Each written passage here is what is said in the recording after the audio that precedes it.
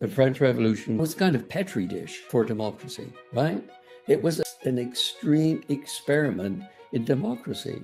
And what it reveals is the fault lines in democratic thinking, the thought lines that have to do profoundly with the way in which the relationship between the nation or the people and its representatives it's fragile. Pressure can be put upon it. And so I think that, for me, is the kind of principal lesson that I see. And not only representative institutions, but by extension, other institutions which can be undermined in the name of popular will.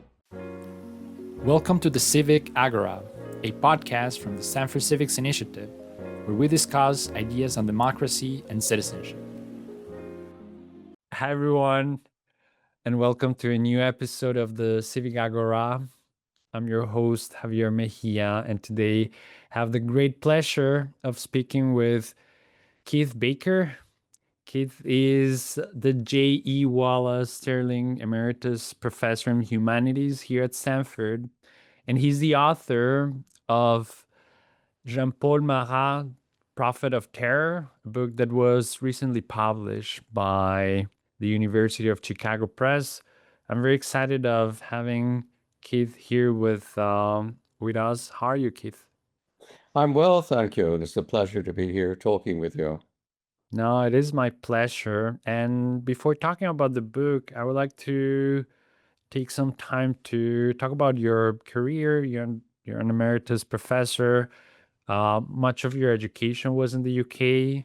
You're an expert on the French Enlightenment, the Revolution.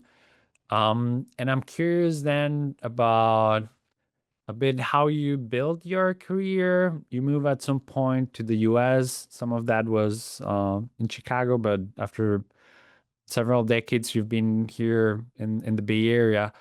Um, what do you think that means for someone that is studying the history of Europe, right? So being on the other side of the Atlantic, did that affected you in a certain way? Did you think that your ideas changed as you moved from the UK to California? I don't think that it had strong effects on me.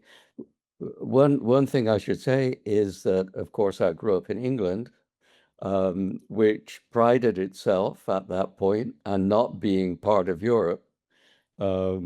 So crossing the Atlantic, in a sense, was not looking at Europe from across the Atlantic was not so different from looking at Europe across the Channel. And so I think it's true in an odd way that when I moved to the US, it made me feel more European over time. And and there were several developments that I think were important.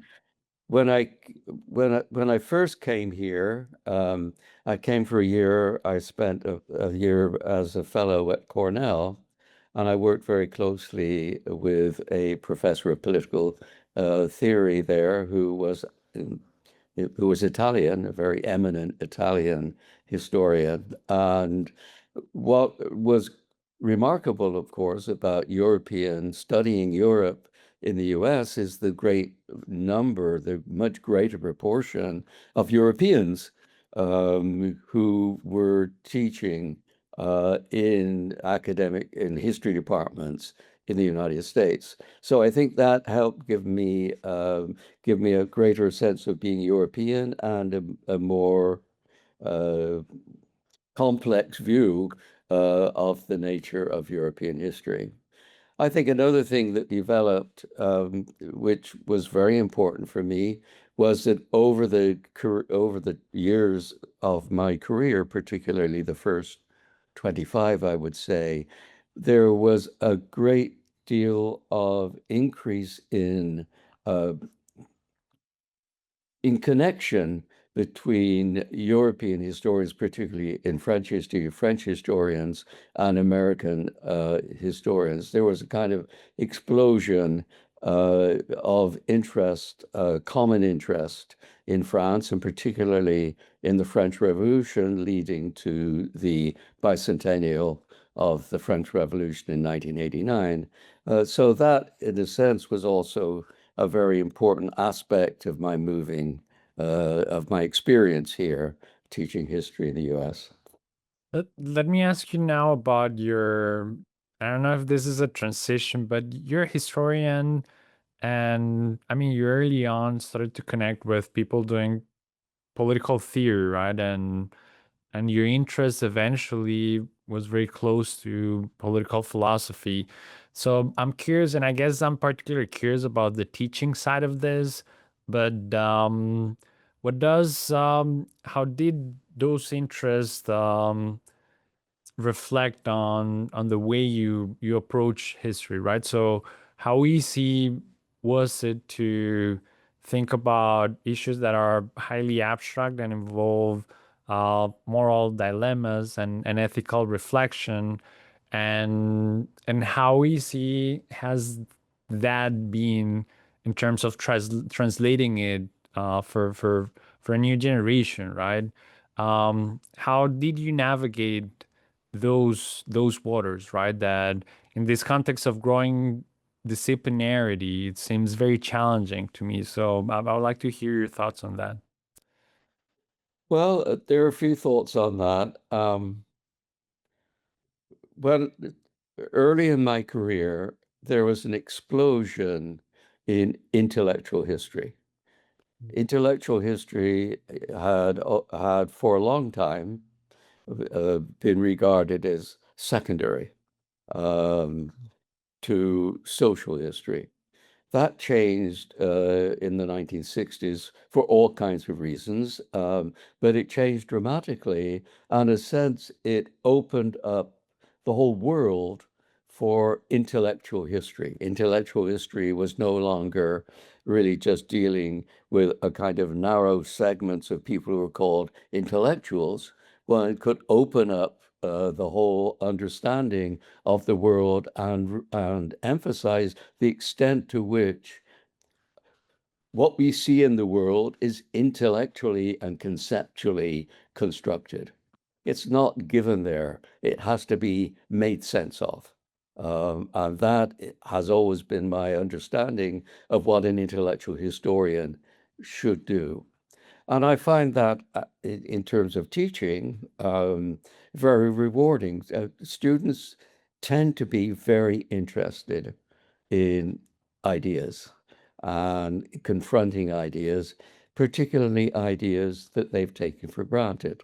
So I took great pleasure over the years in trying to open up ideas that students really had just grown up with.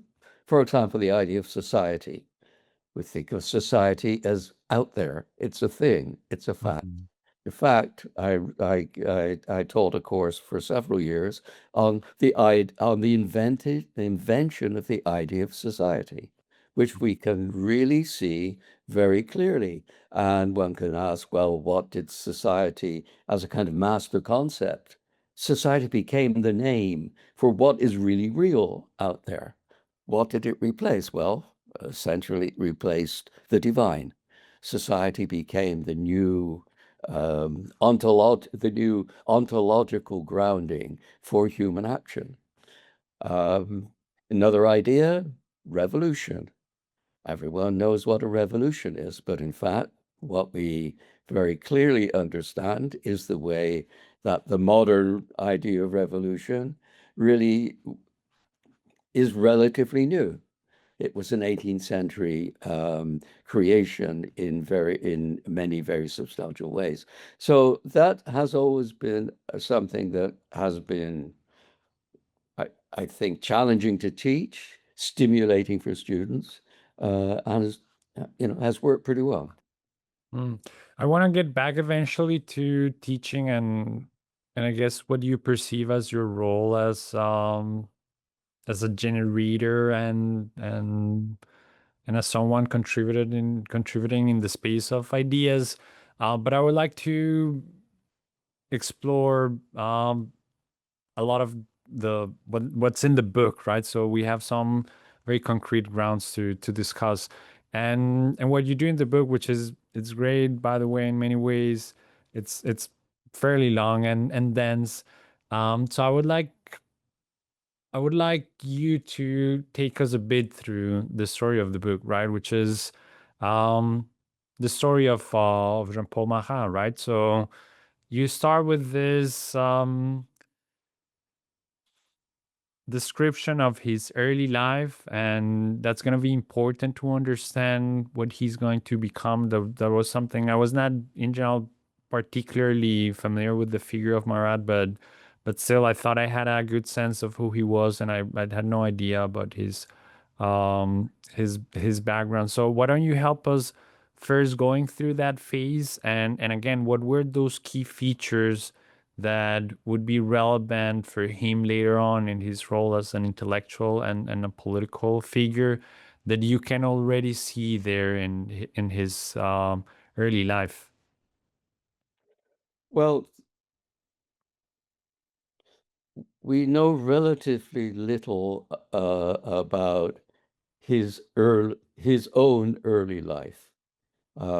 We can reconstruct a sense of his family, and his father, of course, was an immigrant into Switzerland. He was a former Catholic priest who left Sardinia, where he was born, and moved to Switzerland. Uh, the family was for many years relatively marginal socially. He lived in several small towns in Switzerland. It was often on the dole, and it was a very large family. It ended up in first in the city of Neuchâtel, which actually which belonged bizarrely to the Prussian king, and was a very turbulent town during this period. There was a riot against the governor general in the town. One of Marat's younger brothers, he had quite a few younger siblings, was involved in this riot. He lost an eye. So we know that it was a turbulent family living under a monarch in what was largely a Republican Swiss universe. That's about all we can really say about Marat's background. There's no personal information, no correspondence, nothing of that kind. We begin to see a lot more clearly the way Marat is developing when he moves to England, and he spends roughly a decade in England between 1765 and 1775. He practices medicine. You don't need any license to practice medicine in England at this time. You just put up a shingle, and he did that. But uh, during this period, English politics were exploded. Uh, and this had to do with what historians call the Wilkes Affair. It had to do with a journalist called John Wilkes. He was a kind of muckraking radical journalist, also a bit of a rake, and the county of Middlesex uh, uh, decided to elect him a member of parliament. He had been so critical of the established institutions in England that the House of Commons refused to seat him. Um, this turned to be a kind of radical political issue. The people had elected his representatives. The representatives had, in essence, defied the will of the people who wanted that representative. That produced a kind of national period of protest.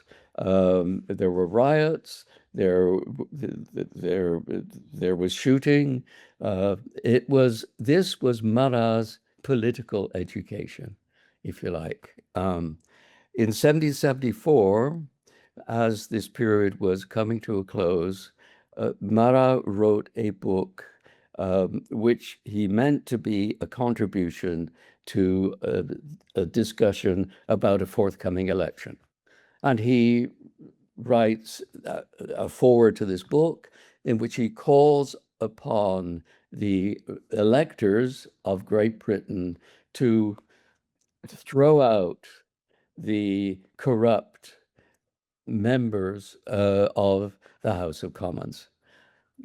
So why are they corrupt? They're corrupt because they have been bought off by the king. So the crucial issue then here is the corruption of politics and essentially the despotism of Parliament, right? If the House of Commons can refuse to seat someone, if it can change the intervals between the callings of the Parliament, then there is a despotism of the representatives. This is the way in which Marat sees it. And so Chains of Slavery begins with this very momentary issue about the election of 1774, but he frames it in a much more general way as a story about the way in which republics we always end up as despotisms. And the title of the book is about how princes, kings, subvert the liberty. But the more general theme is that liberty always fails. And in making this argument, Marat really draws on classical sources. He's what historians call a classical Republican, and he draws above all on the story of the Rome and the way in which Rome starts as a democratic republic, ancient style, and ends up an empire under despot. This becomes Marat's kind of formative idea, the idea, first of all, that liberty will always end up in despotism, which is, in a sense, it's a reactive idea. It turns his politics into a kind of politics of reaction. It's not a politics of hope and the future. It's a politics of how do you prevent liberty from disappearing. So this kind of thinking, there's always a crisis, and there's always a crisis in which liberty will be saved or lost. This is the broad framework. Then within that frame, Marat shifts the attention for a while from the despotism of monarchs to the despotism of parliaments. And so you have these two ideas that become crucial to Marat's thinking as in the course of the French Revolution. I want to know more about that, but before focusing on the evolution of Marat's ideas and his role in the revolution, I want to hear more about the transition of moving to France, right? Which he has this period of experimenting and aiming to be a scientist, and he faced a lot of opposition from the academy, and potentially that was quite relevant from a personal point of view to fit his idea. So tell me about that process. What motivates him to move to France, and then what's this obsession that he had for such a long period of time with science? Well, why does he move to France? He claims that he is being persecuted by the British government, and that they had done their very best to shut down the distribution of chains of slavery. We also know that the last note he wrote before leaving England seems to be a promise to someone that they eventually the debt that he owes them will be repaid. So there may be, beyond political reasons, more immediate personal reasons why he moves. So he moves to Paris in 1776. Um, he, by this time, he has acquired a medical degree from the University of St. Andrews. Essentially, it wasn't a degree that had involved any study. It was kind of honorary degree, but he was a doctor of medicine. When he got to Paris, he apparently was an extremely good diagnostician, and he achieved what was proclaimed a miraculous cure of a noblewoman. That earned him the patronage of this noblewoman, and that earned him a position, actually a court position, um, as the doctor to the bodyguard of one of the royal princes. So this, in a sense, gave him access to a very wealthy clientele, and he was extremely successful. The problem for Marat was that he was less interested in wealth than he was in glory. He wanted glory. Um, and he thought the way to get glory in the modern world was through science. And so he carried out a whole series of experiments, first on a whole range of scientific topics, combustion, electricity, but above all optics, where he dared to correct some of Newton's theories of color.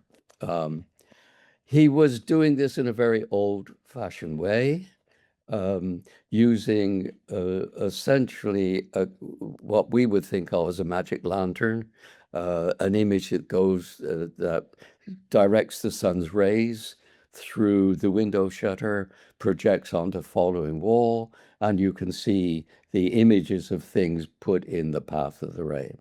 He thinks that this allows him to show the nature of combustion, to solve problems that are 2,000 years old, and to point out the difficulties with Newtonianism. Marat was by no means a modest person. Um, he was a megalomaniac, without a doubt. Um, The Academy of Sciences, as you said, thought that this was really just nonsense, and they refused to give any credence to the experiments. And this was a considerable setback for Marat. Um, the Academy of Sciences was a very privileged institution within the hierarchy of the French old regime. And this fed on Marat's part a kind of resentment of the privileged structure of the old regime. It also fed his paranoia. He saw himself as a victim, and one of his close friends at the time, the future revolutionary Brissot, wrote a very long book making Marat a central exemplar of what was wrong with the corrupt society of the old regime. So Marat keeps on publishing, um, but he gets nowhere. And so by 1788, his scientific career is pretty much over. His funds are exhausted, and he really has he has resentment and his paranoia, his sense of victimhood really inflamed. And then what happens when the revolution begins? How does he articulate with it, and what's the, and more than the role, I'm interested in, I guess, the broad enterprise of l'ami du peuple, right? So why does it become popular and influential? Tell me more about that. Sure. So Marat, like a number of other intellectuals or writers of the old regime, finds a new career with the French Revolution, a proliferation of newspapers, periodicals. Marat becomes a journalist. He writes uh, his journal, L'Ami du Peuple, the people's friend. He publishes it daily, 8 pages a day, until his eventual assassination. And its publication is interrupted only by the times when it's forced to go underground, and it has to stop publication. So his he sets himself up then as a friend of the people, as a spokesman for the people. Marat is, in fact, we would think of him as a populist. Um, he believes in the power of the people, and going back to chains of slavery, distrust of the representatives. He has a profound distrust of representation.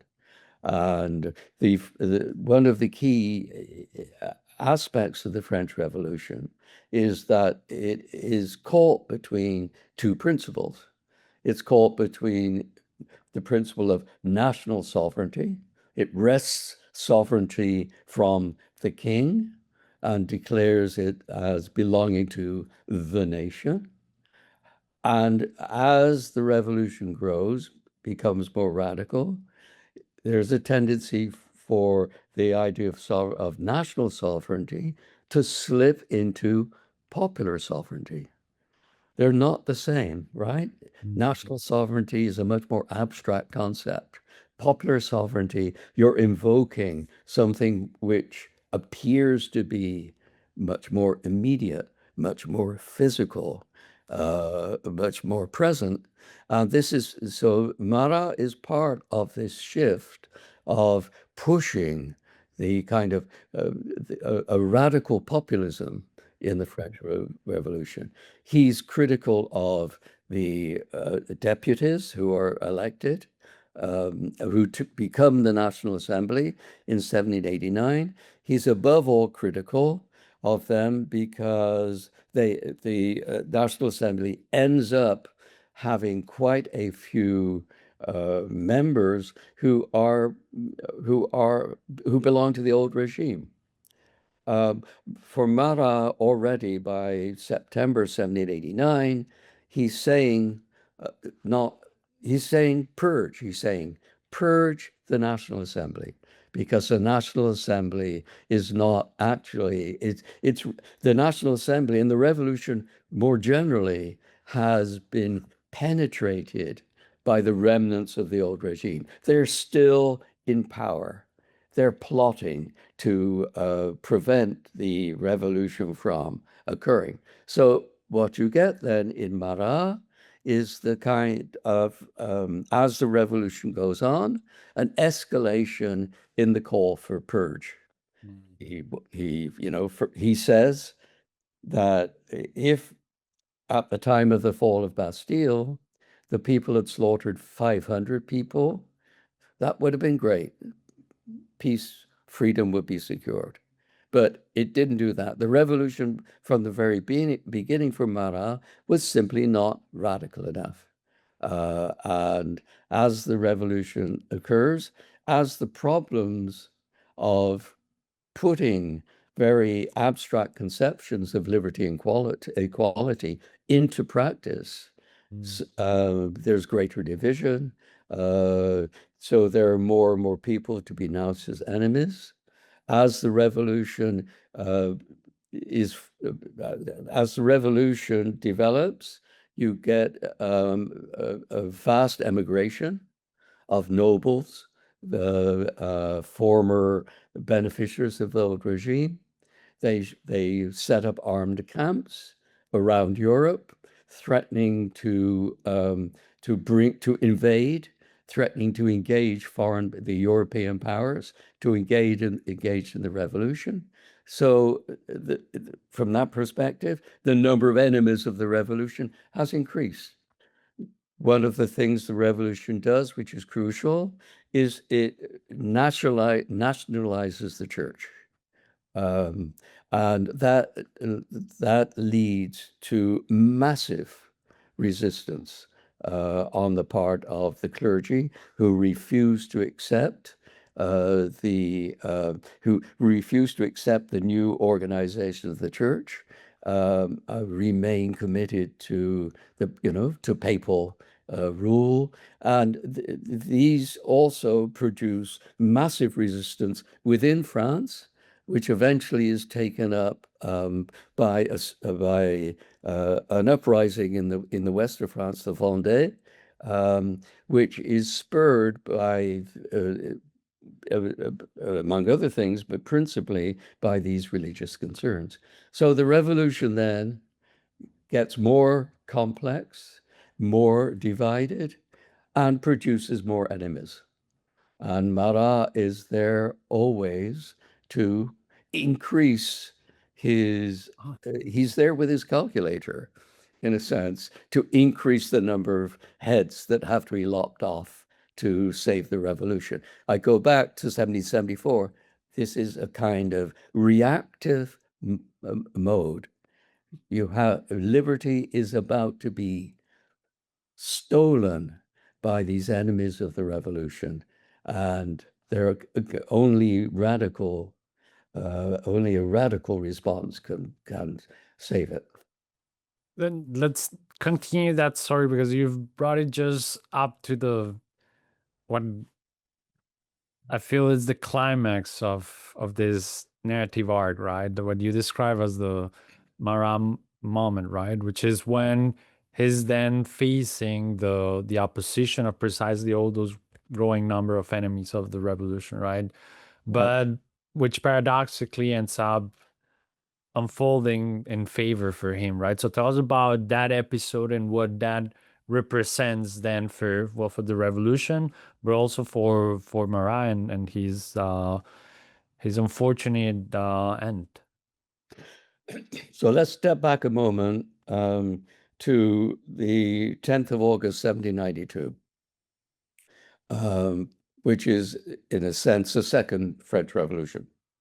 It's a popular insurrection, and what it does is to put an end to the constitutional monarchy that had been put into place finally in 1791 by the previous National Assembly. The people essentially they march on the royal palace. They, in essence, overthrow this monarchy, and they also really just put an end to the National Assembly, which had been part of this constitutional monarchy. This leads in the summer of 1792 to a very, very radical phase in which the National Assembly is under pressure in competition with the Paris government, the municipality of Paris. The question is, how are you going to deal with the National Guard who had defended the royal palace? Should they be put on trial? Marat makes some inflammatory arguments that they should have been, slaughtered on the spot, and they're in the prison. They should be dragged out of the prison and put to the sword.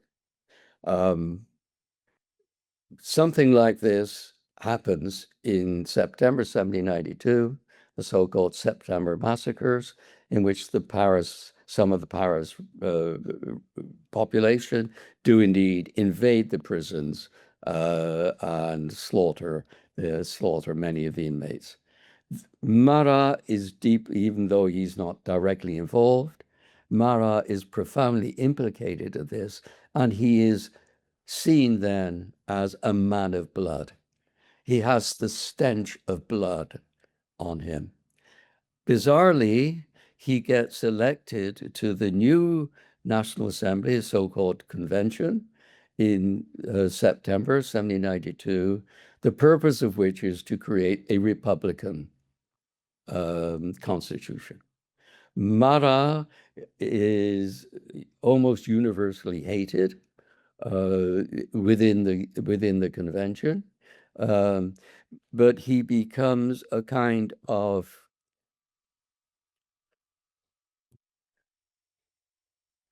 focal point in the conflict that develops over the course of the next year between the so-called Girondins and the Jacobins, the more moderate revolutionaries and the more radical ones.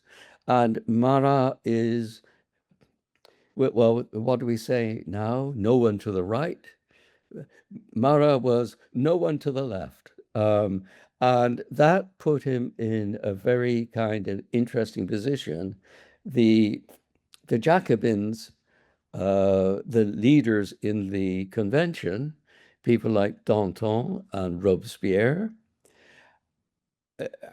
had serious problems with him. He was useful to them because he represented a kind of radical threat that they could kind of point to as a way of putting pressure on the Girondins. The Girondins, of course, could use him to indict the Jacobins. So in this way, Marat, particularly after the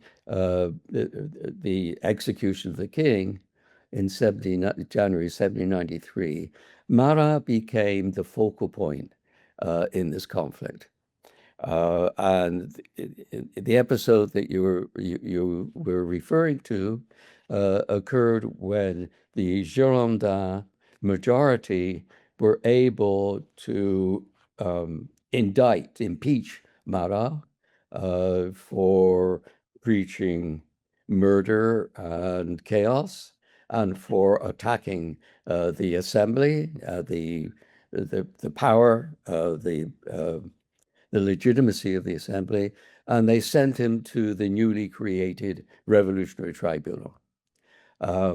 He was acquitted in a very kind of dramatic trial a couple of weeks later, and the trial was attended by radicals in the population who a crowd of whom marched Marat back and put him back into the convention. This was, in a sense, Marat's greatest moment because it really gave him enormous influence in relationship to the Parisian crowd. And he used this very effectively to push again this kind of radical opposition of the Parisian crowd to the Jacobins, and there was a new insurrection at the very end of May, beginning of June, 1793, which resulted in a purge of some of the leaders of the Girondins from the assembly, from the convention. So Marat's calls for purge had really reaped a very serious effect. You can think of this in some ways as the moment at which a kind of experiment with representative democracy was shattered. The legitimacy of the representative body had been destroyed by an assertion of popular will. So then Marat then is held to be one of the people responsible for producing this purge of the assembly, of the convention. And he is assassinated a few weeks later by Charlotte Corday, who comes in from Normandy. She is very much a supporter of the Girondins, and she wants to avenge what has happened to the purge of the convention and the disruption of representation. So he's in his bath writing because he has a medical condition. So he has a kind of medicated bath, and she enters his room and plunges the dagger into his neck. Yeah, and what has been immortalized and probably one of the most famous paintings out there, right?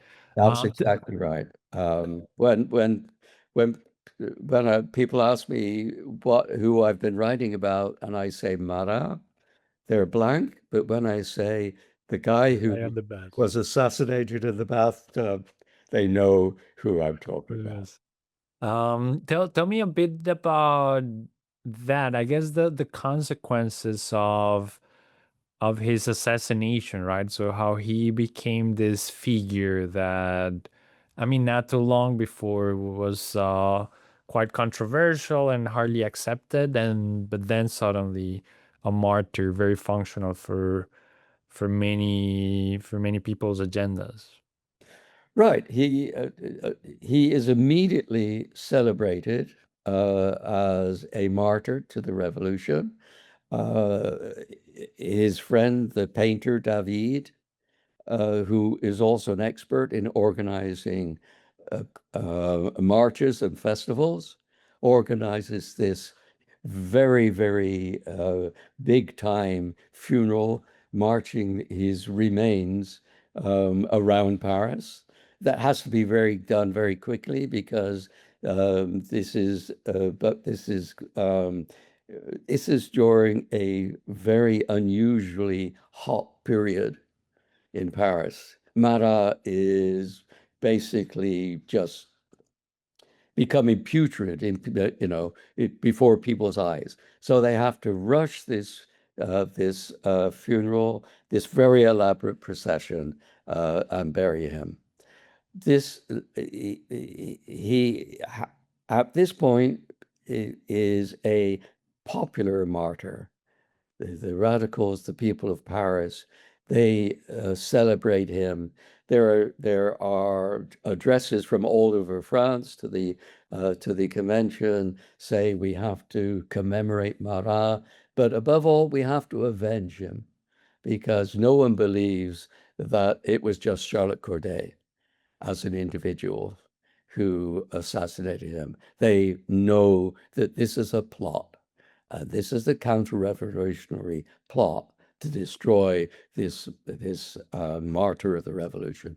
So there's these calls for commemoration of Marat, these marches in his favor, these protests honoring him. These gradually merge into what historians think of the terror, which is really uh, what do I want to say?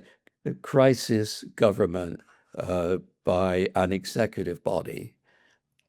Remember, the representation has in effect been interrupted. Constitutional government has in effect been interrupted by the purge of the assembly. The Jacobin leaders who remain in control put together a new constitution. That constitution is accepted by referendum, but is never implemented.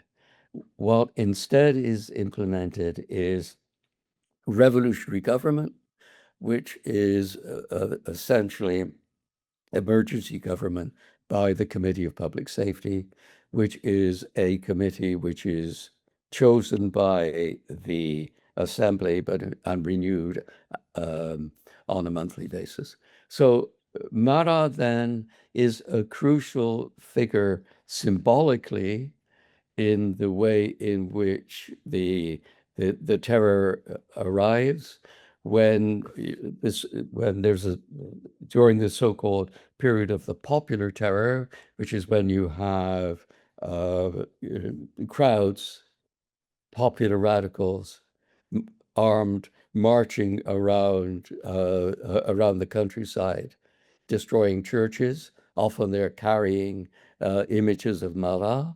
So he's important in that way. But also he gives the government the excuse that it has to destroy the conspiracy that has destroyed him. Let me try to bring then the figure of Marat to this conversation about teaching that with which we began this episode. So, what do you think that the figure of Marat brings for a discussion about democracy and, well, I guess representation should be part of that. So, how do you think that yeah, that there are lessons here for civic education? Well, I think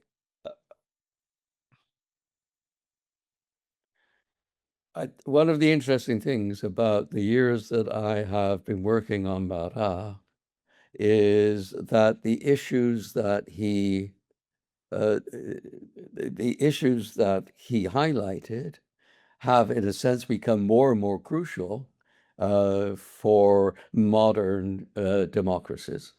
Um, First of all, a kind of shift towards a populism which undermines accepted institutions of democratic participation. Um, Representative bodies get delegitimized in the name of the people, the popular will. But then, how is the popular will expressed? Well, then you get obviously the idea that there will be a figure who, in a sense, personifies, stands for, acts for the people. So you have then this connection, which occurs obviously in this country, but widely in other parts of the world, between populism and authoritarianism. So I think what strikes me about Mara and the world he's living in is how much we are still dealing with the fundamental issues. The French Revolution it was a kind of it was kind of petri dish for democracy, right? It was an extreme experiment in democracy. And what it reveals is the fault lines in democratic thinking, the thought lines that have to do profoundly with the way in which the relationship between the the nation or the people and its representatives is I mean it's fragile. Uh, Pressure can be put upon it.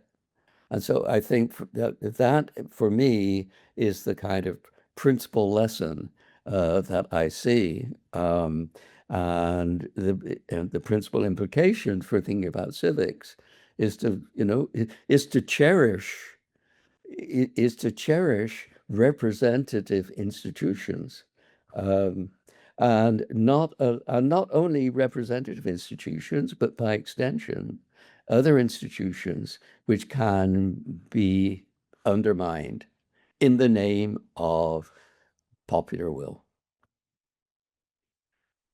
That's probably a great message. And maybe this is a good way of finishing this conversation, which was a lovely conversation. I mean, I have many more questions that I could ask you.